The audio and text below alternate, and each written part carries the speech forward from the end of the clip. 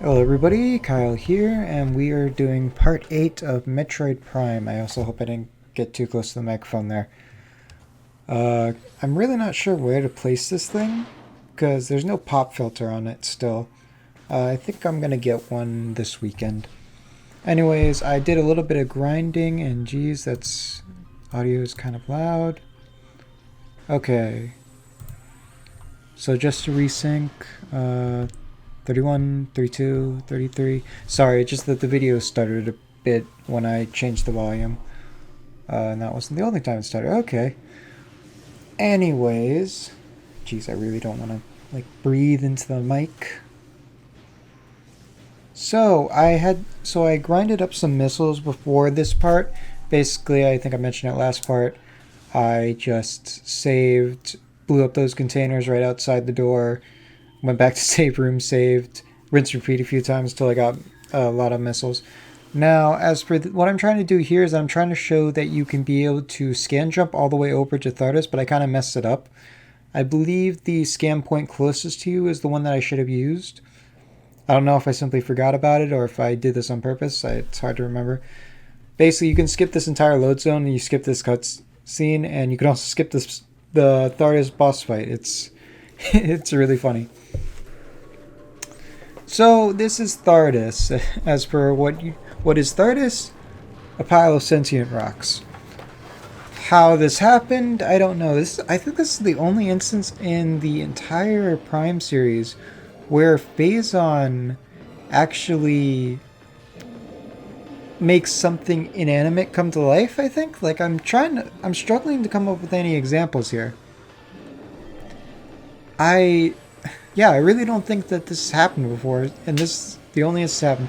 Anyway, it's a very simple boss fight. Open up your thermal visor, expose the core, use super missile, rinse, repeat. The real challenge of this boss fight. Oh yeah, also this is a pro strat.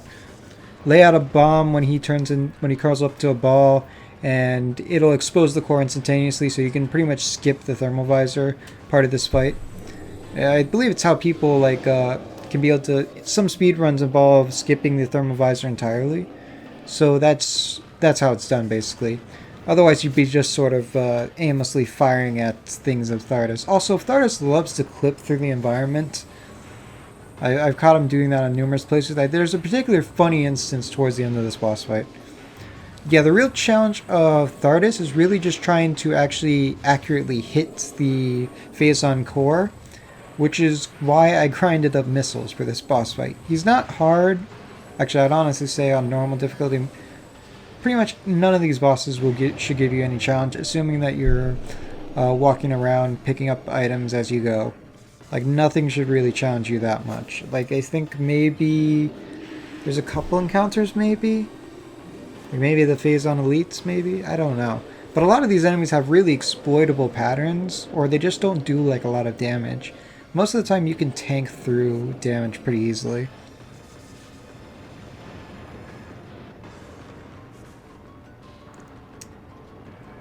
Yeah, so we're in phase 2. Pretty much the only thing that's happening now is that the screen is now covered in fog or whatever. But that's pretty much it. As far as I'm aware, this doesn't really affect... All it does is just affect your aim. And the fact that you can't use the... also, additionally, the reason... you saw it at the beginning of this boss fight when I was still using the thermal visor. When you expose the Phazon core, it actually causes a bright spot on the thermal visor, and you have to switch out of it. I kind of like it. It makes it again just makes the thermal visor not some all-powerful thing that you had to keep on. Games that particularly have this sort of problem with altered forms of perception. The one game that comes to mind is Batman Arkham Asylum, actually, where there's no reason to turn off detective mode at all, to the point where a lot of players actually play the entire game in detective mode. So they skipped out on all the art that the developers and artists worked hard on. Well, more so the artists, but you get what I mean. So it really is a damn shame. And see, there we go. He's clipping right through the wall. He's got no You gotta love old video games. Like, most of that stuff does not fly anymore, unfortunately. Because a lot of the game developers are just trying to be like... Oh yeah, also, and if you're wondering how to get missiles or like pickups back, basically whenever he uses those flying rocks and he throws them at you, you want to shoot them and you can get like missiles or health. Most of the time I think I just get health, hence why I did the missile grinding. So yeah, you're not completely screwed if you happen to use up all your missiles, but it's still kind of a pain, so just aim carefully and make sure you have enough missiles before going into this boss fight. Because he took out over half my missiles available, but oh well, it doesn't matter anymore. We now have the spider ball, which makes Samus look like a yo-yo. Honestly, I do really like this the look of the spider ball in this game, and also in future games. I just really like the design. I don't know what it is about it. Just something that looked very cool. It stuck out to me when I watched trailers for this game and like the Prime trailers for the Prime trilogy. Wii disc. So I got like some basic notes. Oh yeah, Spider Ball. This is actually not the first instance. Well, canonically, it's the first instance Samus has acquired the Spider Ball. But in terms of the game series, this is actually the second time that we've seen the Spider Ball. The first time was in Metroid 2, The Return of Samus, actually, for the Game Boy. In that game, the Spider Ball could be used on any wall, but obviously that would be very broken in a 3D game. So they had to nerf it quite a bit. It's now limited to specific tracks, and can I also get into that? I understand why they had to do it, but like I kind of hate it when games do that, especially in these Metroidvania games. Like, oh, we're gonna give you this cool new power up. It has an awesome design and all the thing, and even might even have a really cool name. Oh, where can I use it? Where can I use it? Oh, only on this specific thing. Oh, great. It just kind of deflates the excitement of getting a new toy to play around with when said toy is not very useful. That's one of the reasons why I like Devil May Cry series as of late. Every weapon there is useful in some way or fashion, or you can make it useful. Generally, I have not been disappointed, except maybe in Devil May Cry 2, I have not been disappointed in alternative weapons. But sadly, not every game can be like that. Gotta be a limit. And in these Metroidvanias, with so many different items, there's bound to be a few stinkers. And like, I think the grapple beam gets it like the worst of it all, because like, it's not even really useful, actually, after a certain point. Once you get to like a certain point, like actually, no, scratch that. By the time you get the grapple beam, it's towards you're on like the last third quarter-ish of the game, and there's only like maybe 2-3 instances where it's actually useful, and beyond that, no. You can't even shoot anything while on it, so that's particularly limiting. Though you get that ability in Metroid Prime 2, and it's really also not very useful there. I think it only really becomes useful when you get to Prime 3, because you can aim with the Wii remote. And by extension, in the Prime trilogy, Metroid Prime 2's ability to shoot while grappling becomes instantly more useful. Still don't think there's too much. I also almost took a dip right into the lava back there. Let's see. I got some notes. I've already talked about that. Oh yeah, also we're back in Magmore Caverns, by the way. So yeah, I've been kind of talking over this. Just getting an energy tank, then we're going to be moving on towards progress. We're also going to be heading back to the Chozo ruins as well in this part. And even making a trip back to Flagra's room. Or Flagra. Let me see. Flagra. Yeah, it should be Flagra. If the pronunciation's consistent. It's times like those that really make me miss the video stuttered again. I hope that's like not an issue with the video itself. And I really hope it doesn't desync my audio, because that's going to be a pain to fix otherwise. I really don't want to have to redo this. Let's see. Ooh, we're also gonna be introduced to a new enemy. That's one of my less, well, not quite my least favorite, but definitely no, it's pretty solid contender for my least favorite. Yeah, I have like a basic notes, or I say notes. It's more like a rudimentary script that I can look to so that I don't stutter so much. I still think I failed at that, so oops. But yeah, I don't really want to make this into like a highly edited script video. Now I could just, okay, there we go. I am doing that. Okay, good. Ah, the video keeps stuttering. What the hell is with this? What is with my PC? My PC as of late has been quite stuttery for some reason. I think it has something to do with the disk reader. I think getting an 8 TB hard drive is finally catching up to me. With me. Ugh, words. English language. How does it work? And I'm just gonna run right through the lava here because I really just don't care. Gotta get a move on. Like most of the time, I just tank. If I can tank damage and it means me getting somewhere faster, I'm just gonna take that option. That's just how I roll. Also, if the audio seems like it's like I'm getting quieter and louder, it's because I tend to move around a lot in my seat. So, and I adjust positions a lot when I'm sitting. So obviously my voice or my mouth is going to be in different points nearby the microphone, and it's going to result in the audio being possibly a little wonky. I'm sorry about that. Okay. Ah, geez. Are those stutters from the video player or from the video? I'm really concerned. I actually picked this option because I thought it was going to be the most consistent, but now I'm beginning to think that's not the case. I was hosed. Okay, those stutters are really bothering me. I'm very curious to see if they actually show up in the actual video. Like, it's happening every few moments.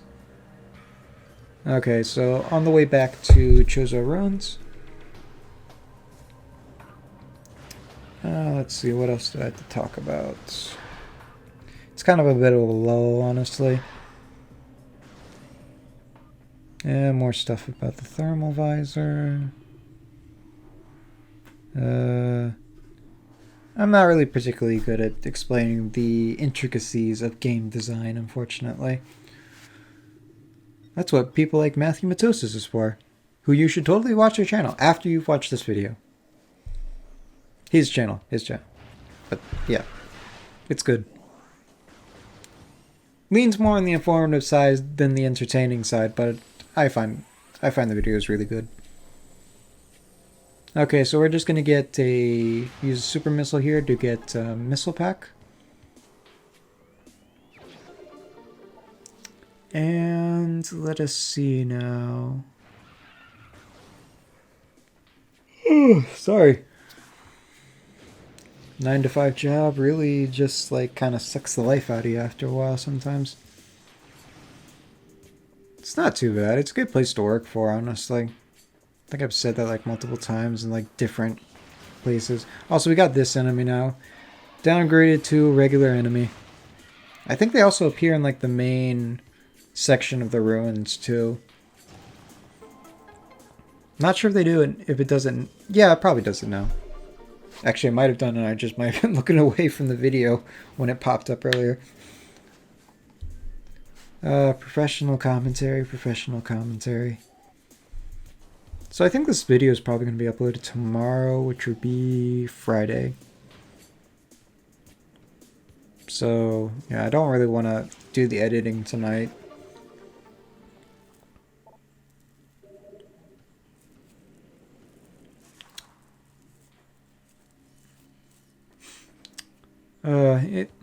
I chose one hell of a time to pick. I chose one hell of a time to pick getting back into YouTube. Like literally, as soon as I was thinking of like trying to prep setting up my channel to do uploads again, the whole thing with Kappa came out, and it's just like, okay. And here I thought I was gonna be able to just lay low and endure the brunt of YouTube's BS, and then just like wait until like maybe management gets better or something. Like, you know, work on my channel, and in the meantime, hopefully maybe in the next couple of years, management will get better at YouTube. But nope, then this crap happens. Okay, so these eyeball enemies are invulnerable to everything. The whole point of this is to not shoot them. Like right here, shooting the... You just fire 3 missiles at these blocks. It's pretty easy. But on later levels, they'll have like one of those things rotating in like a circle around the block. And you kind of have to be careful where you aim. And this is also where like the ability to use to, I guess, strafe comes into play. Also the puffers. Be wary, these things can really knock you off like really far. And I messed up. Oops. I don't know why I didn't edit that out, but it's probably because when I edited this, I just was at the point where I really just didn't give a shit. Which is unfortunate to have, given that if you don't really give a shit, people are not going to watch. So yeah, I'm just going to use like a lightly press the L button in order to keep the reticle keep the cannon centered, but also not accidentally lock on to the enemy. It's also from these things that you can kind of see there's like a small bit of tracking on the aim, if you noticed. You could see the missiles sort of veer towards the enemy. Even in a game like this where aiming is pretty much almost automatic, they still have like a good degree of aim assist, which is kind of concerning.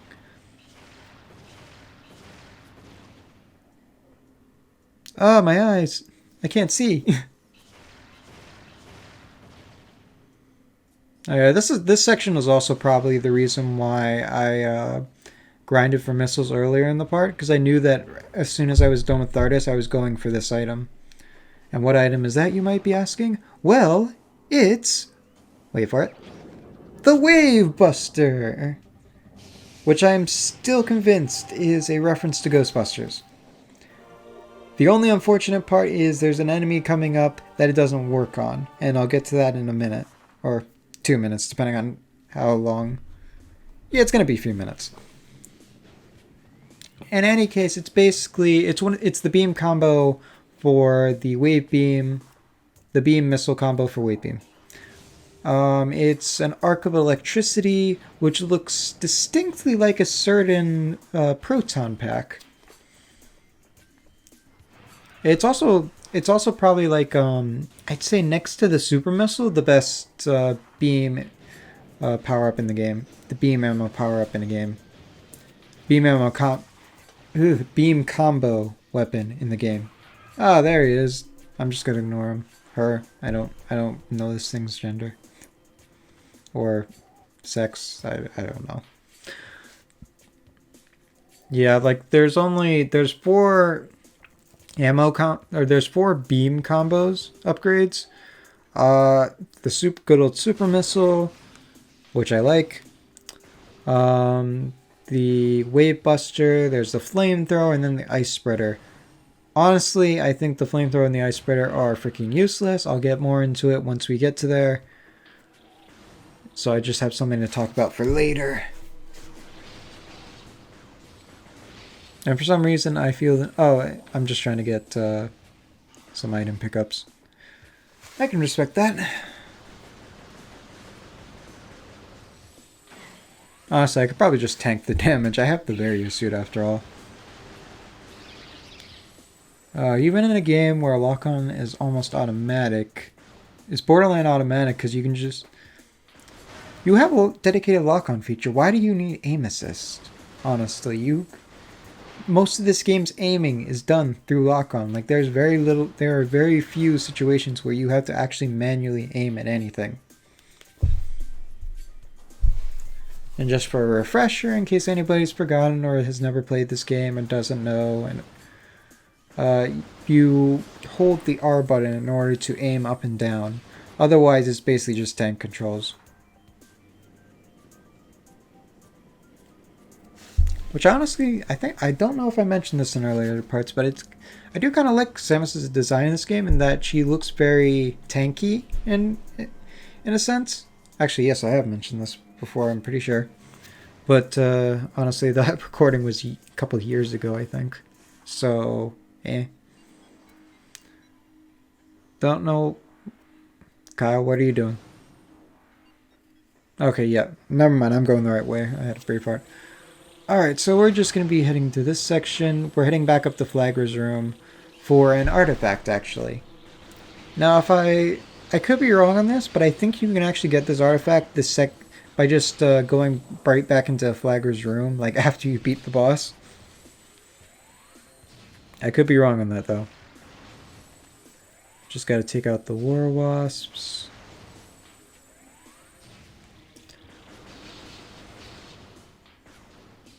Let's see, do I got anything else to talk about? Oh yeah, we're also doing the scans. We're also scanning for the runic symbols. Again. Though thankfully it's a lot simpler this time. Also, war wasps are annoying. They just flit about. They flit about and they're just a nuisance. They're not even that hard. To be honest, now that I think about it, I've never actually played this game on hard mode before. I mean, sure, I did a few parts of like a hyper mode run, but I didn't even finish that. So like the only hyper mode run I've done of the Metroid Prime games that I've almost completed is Metroid Prime 3, where I rage quit at the final boss. Oh yeah, also my strategy here is just be on the center, is to be on the center of the block, so that you can avoid getting hit by those things. It's optimal and also allows you to avoid getting hurt and possibly having to redo this entire climb up, because the spider ball is not all that fast. Alright, and we're almost there. And oh, what was that? A ghostly specter from beyond. We're introduced to my least favorite enemy, the Chozo ghosts. Hooray! There's actually a skip I do later, so I can skip one of their mandatory fights later on. Because I just don't like fighting these things. I just don't. Now, as for why, the only thing you can use on them is the power beam. Also, I forget to get the scan in this part, so I'll just get it later. They show up everywhere after this. Or at least they start showing up everywhere after this. So first problem is, they can very easily get outside of your lock-on and your line of sight. So they can possibly beam those little energy blasts at you from behind or around or from a different part of the room. And if you get hit, it can disable your lock-on, and some versions of the attack that they can do that are like this one, I think, will actually temporarily knock out your ability to shoot for a few seconds. They're really annoying, and I somehow almost stun-locked this guy.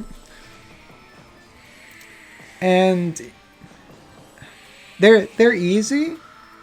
Like pretty much any enemy in this game is easy, and pretty much any enemy in this game is easy. It's just that they're hard to keep track of. They frequently disappear. And they're really annoying in large rooms like this one. Thankfully, they're going to be more so appearing in like some small... Well, actually, it's kind of even, honestly. They appear pretty evenly in small and fairly decently sized rooms. So, as for why the Chozo ghosts are attacking us, I believe the scan log is basically that they're like vengeful wraiths. The space pirates have been basically digging up the Chozo ruins and screwing around with the stuff and destroying a bunch of stuff. And the remnants of the Chozo ghosts are still around, are pretty pissed about that. So they now taken to start appearing and trying to protect the artifacts and basically what's left of their home. Now, as for why they're so angry and basically attacking anything and everything, it's because these Chozo ghosts are the ghosts of Chozo who were poisoned by Phazon. So that affected their head, and then they died, and then their Chozo ghosts were extremely vengeful and very willing to attack anyone pretty much. So there's actually a space pirate log, I think, where they mentioned the Chozo ghost being a nuisance. I think like the line that at the end of that log that sticks with him most is like the living should not hinder the dead should not hinder the living or something like that. The scan logs in this game are pretty good. But anyways, that's the end of the part, and I'll see you guys next time.